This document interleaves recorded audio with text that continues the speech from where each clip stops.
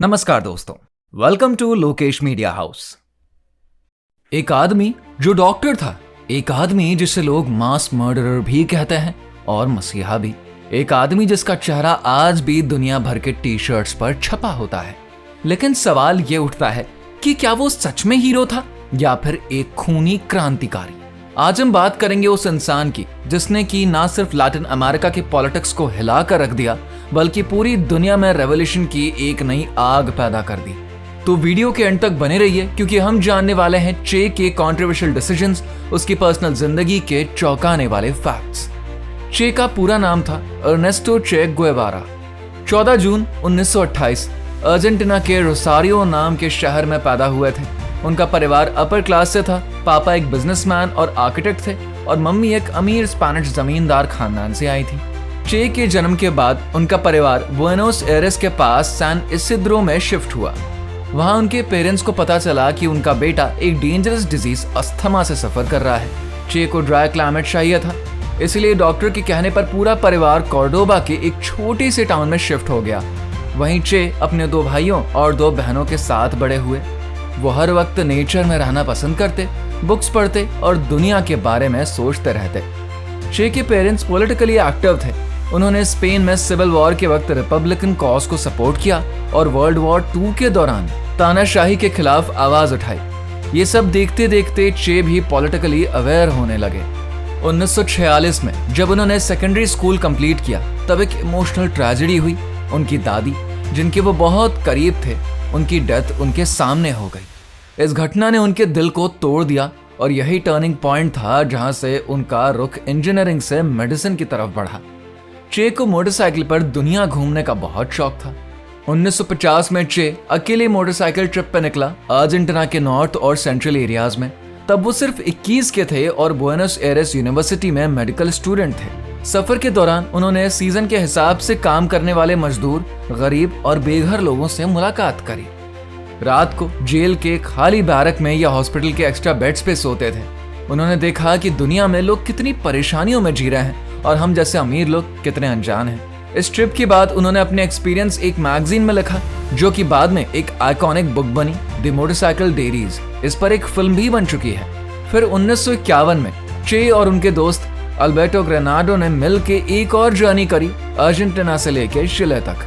इस बार उनकी बाइक रास्ते में ही बंद हो गई और फिर पैसे भी खत्म हो गए और फिर चल के आगे का सफर पूरा करना पड़ा और कहीं कहीं छोटी मोटी जॉब्स भी करनी पड़ी, जिससे कि उन्हें इस बात का अंदाजा हो चुका था कि गरीबों की लाइफ वाकई में आसान नहीं। जितनी मेहनत से वो काम करते हैं उस हिसाब से उन्हें पैसे नहीं मिल पाते हैं और वो लोग सही तरीके से अपने घर वालों का भी पालन पोषण नहीं कर पाते हैं। इस जर्नी ने चे के जीवन में बड़ा बदलाव लाया। उन्होंने देखा कैसे कास्ट, रिलीजन और कैपिटलिज्म दोनों को तोड़ रहे थे। ये इनजस्टिस उनके दिल में चुभ गया, जिसका नतीजा ये हुआ कि 1953 में ग्रेजुएशन के बाद चे ने फिर से सफर किया और इस बार इक्वाडोर, फिर ग्वाटेमाला और बाद में मेक्सिको तक गए। ग्वाटेमाला में उनकी मुलाकात हिल्डा से हुई जो कि उनकी पहली वाइफ बनी। यहाँ से चे ने एक ऑब्जर्वर से एक रेवोल्यूशनरी बनना शुरू किया। उस वक्त ग्वाटेमाला में एक प्रेसिडेंट थे, जेकोब आर्बेंज, जो कि लैंड रिफॉर्म के जरिए गरीबी से लड़ रहे थे। लेकिन अमेरिका ने उस पर कम्युनिज्म का इल्जाम लगा के एक मिलिट्री कूप करवा दिया। चे ने देखा कैसे एक इलेक्टेड लीडर को सिर्फ अमेरिकन कॉर्पोरेट इंटरेस्ट के लिए हटा दिया गया। चे ने समझा अगर सिस्टम ही गलत है तो उसके खिलाफ खड़ा होना पड़ेगा। ग्वाटेमाला के कूप के बाद चे मेक्सिको चला गया। यहाँ पर हिल्डा भी अरेस्ट हो गई थी और बाद में हिल्डा को मेक्सिको भेज दिया गया। चे भी मेक्सिको पहुंच गया। मेक्सिको में चे की मुलाकात हुई 2 लोगों से, फिडेल कैस्ट्रो और उसके भाई रॉल कैस्ट्रो से। चे का क्रांतिकारी जीवन यहाँ से शुरू होता है। फिडेल क्यूबा के डिक्टेटर बैटिस्टा के खिलाफ एक आंदोलन चला रहा था, 26 जुलाई मूवमेंट। चे ने जब उनकी बात सुनी तो सिर्फ एक लाइन बोली, मैं तुम्हारे साथ हूँ। इसके बाद 1955 में चे और फिडेल ने मिलकर एक बड़ा प्लान बनाया। 82 लोग, एक छोटी सी बोट, ग्रैंडमा और एक मिशन, क्यूबा को आजाद करना। लेकिन वहीं 1955 में हिल्डा को पता चला कि वो मां बनने वाली है। जब उसने ये बात अर्नेस्टो को बताई तो वो बहुत खुश हुए और उन्होंने जल्दी से जल्दी हिल्डा से शादी करने का फैसला किया। 1955 के एंड से चे, फिडेल, रॉल और कई क्यूबन्स के बीच अक्सर मुलाकात होने लगी थी। जिसमें कि वो आने वाले रेवोल्यूशन के बारे में प्लानिंग करते थे। लेकिन ये क्रांति आसान नहीं थी। इसकी कामयाबी के लिए दर्द, मौत और बलिदान देना पड़ता। अब वक्त आ गया था चे को मेक्सिको छोड़कर क्यूबा के सफर पर निकलना था। 2 दिसंबर 1956 को ये लोग सीक्रेटली क्यूबा पहुंचे और वहीं से शुरू हुई चे गुएवारा की वो जर्नी जो कि उसे दुनिया का सबसे डेंजरस रेवोल्यूशनरी बना देगी। उसकी आंखों में बस एक ही सपना था, आजादी, बराबरी। जब ये दोनों क्यूबा आए तो उनके पास सिर्फ कुछ ही लोग थे, लगभग 82 फाइटर्स की एक छोटी सी टीम। ये लोग अपनी जान को जोखिम में डालकर चल रहे थे क्योंकि ये सफर था जहां पर हर कदम पर मौत उनका पीछा कर रही थी। पर चे और फिडेल के लिए यह सफर सिर्फ अपने लिए नहीं था बल्कि पूरे क्यूबा और दुनिया के लिए था। क्यूबा के जंगलों में हुई लड़ाई में चे की लीडरशिप और स्ट्रैटेजी ने उनको एक नया स्टार बना दिया। उसने अपनी आर्मी को बताया कि ये सिर्फ जंग नहीं है, ये एक आइडियोलॉजी है, एक सोच है जो कि पूरे लैटिन अमेरिका को आजादी दिला सकती है। चे की आर्मी में उसकी हिम्मत और जज्बा सबको मोटिवेट करता था। जैसे जैसे वक्त गुजर रहा था उसकी लीडरशिप का इम्पैक्ट और भी गहरा होता गया। धीरे धीरे ये क्रांति इतनी बड़ी हो गई कि बैटिस्टा के प्रेसिडेंट को देश छोड़कर भागना पड़ा और फिडेल कैस्ट्रो ने क्यूबा में कम्युनिस्ट शासन की नींव डाल दी। चे को जिम्मेदारी मिली उन लोगों से निपटने की जो कि बैटिस्टा के समर्थक पार्टी रहे थे। क्रांति के बाद फिडेल ने इन सभी लोगों को गिरफ्तार कर लिया। क्यूबा में एक पुराना किला था, ला कबाना नाम का। यह किला जेल की तरह इस्तेमाल किया जाता था। फिडेल कैस्ट्रो ने चे गुएवारा को इस किला का कमांडर नियुक्त किया। चे ने एक वॉर ट्रिब्यूनल बनाया जिसमें कि बैटिस्टा की समर्थक पार्टी हजारों लोगों को मौत की सजा सुनाई गई। हालांकि चे के विद्रोही आरोप लगाते हैं कि इस दौरान चे ने बिना प्रक्रिया का पालन किए हजारों लोगों को मरवाया। कई लोगों को क्यूबा छोड़कर भागना पड़ा। इनमें से कई लोग अमेरिका जाकर बसे जो कि सालों तक यही मानते रहे कि चे ने क्यूबा में नरसंहार किया था। 1 जनवरी 1959 को उन्होंने बैटिस्टा के रिजीम को गिराकर क्यूबा में कम्युनिज्म का राज शुरू किया। ये चीज सिर्फ क्यूबा तक सीमित नहीं रही, दुनिया भर में उनका नाम चल पड़ा एक रेवोल्यूशनरी के तौर पर जो कि अपनी जान की बाजी लगा के अपने सपने के लिए लड़ रहा था। पावर टेक ओवर के बाद फिडेल कैस्ट्रो की लीडरशिप में क्यूबा में एक कम्युनिस्ट सरकार बनी।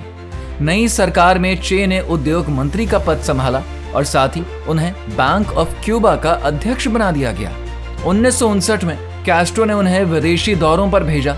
चे गुएवारा भारत भी आए जहां पर उनकी मुलाकात प्रधानमंत्री नेहरू से हुई थी। नेहरू ने उन्हें एक ट्रेडिशनल नेपाली नाइफ गिफ्ट किया।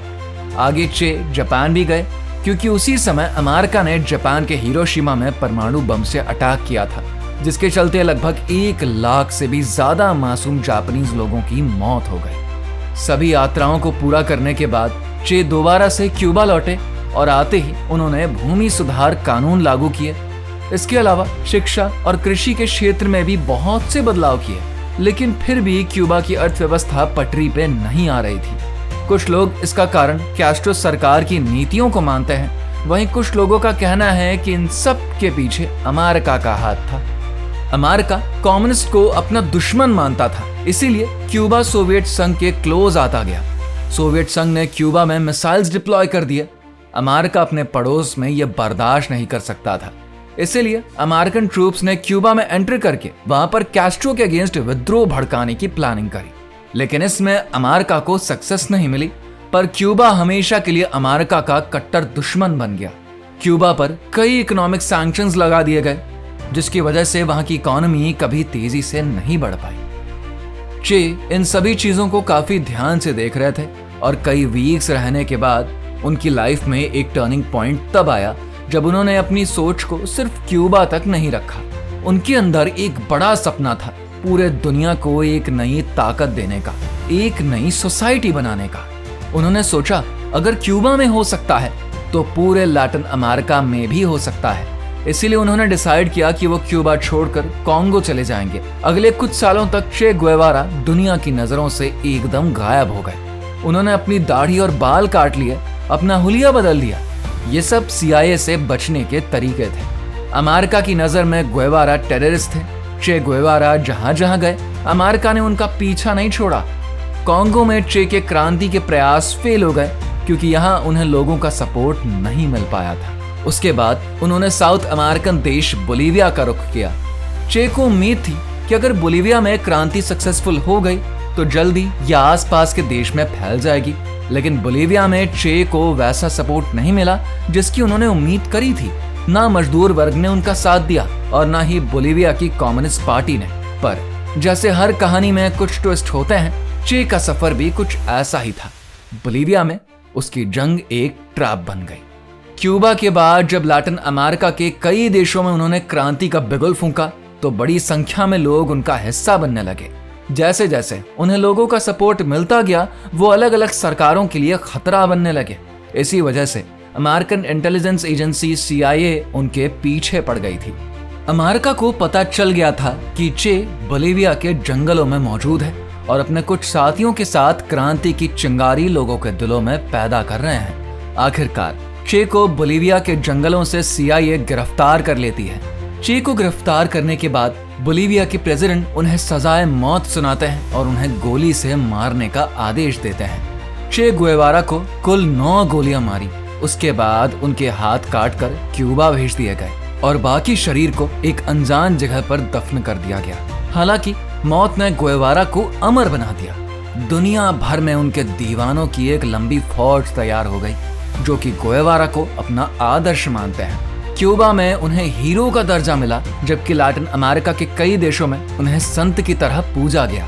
वो दुनिया भर में क्रांति का एक सिंबल बन गए। अमेरिका में आज भी चे की आइकॉनिक तस्वीर वाली टी-शर्ट यंग जनरेशन के बीच काफी पॉपुलर है। चे गुएवारा आज भी एक क्रांतिकारी प्रतीक के रूप में जाने जाते हैं। उनकी इमेज टी-शर्ट पर आने की कहानी भी एक इम्पोर्टेंट हिस्टोरिकल इवेंट है। 1916 में क्यूबा के एक फोटोग्राफर अल्बर्टो कॉर्डा ने चे गुएवारा की एक मशहूर तस्वीर खींची थी जिसे कि गोरिल्लेरो हीरोइको कहा जाता है। ये फोटो धीरे धीरे चे के रेबेलियस और रेवोल्यूशनरी सिंबल के रूप में दुनिया भर में मशहूर हुआ। फिर 1970s के दौरान आयरलैंड के एक आर्टिस्ट जिम फिट्जपैट्रिक ने इस फोटो का एक स्टाइलाइज्ड वर्जन बनाया जो कि जल्दी ही एक आइकॉनिक इमेज बन गया। और बस फिर क्या था, ये इमेज टी-शर्ट्स, पोस्टर्स और दूसरे मर्चेस पर भी छा गए। इस वजह से चे गुएवारा की तस्वीर पूरे ग्लोब पर एक रेबेलियन और रेवोल्यूशन के प्रतीक के रूप में स्टैब्लिश हो गई। दोस्तों, ये थी क्रांतिकारी चे की कहानी जिसने कि पूरे अमेरिका को हिला कर रख दिया था और आज लोगों के लिए किसी मसीहा से कम नहीं। तो उम्मीद है कि आप लोगों को ये वीडियो पसंद आया होगा। वीडियो पसंद आया हो तो वीडियो को लाइक करिए, चैनल को सब्सक्राइब कर दें, साथ ही बेल आइकन दबाना बिल्कुल ना भूलें ताकि आपको इसी तरह की इंटरेस्टिंग वीडियोस के नोटिफिकेशंस टाइम टू टाइम मिलते रहें।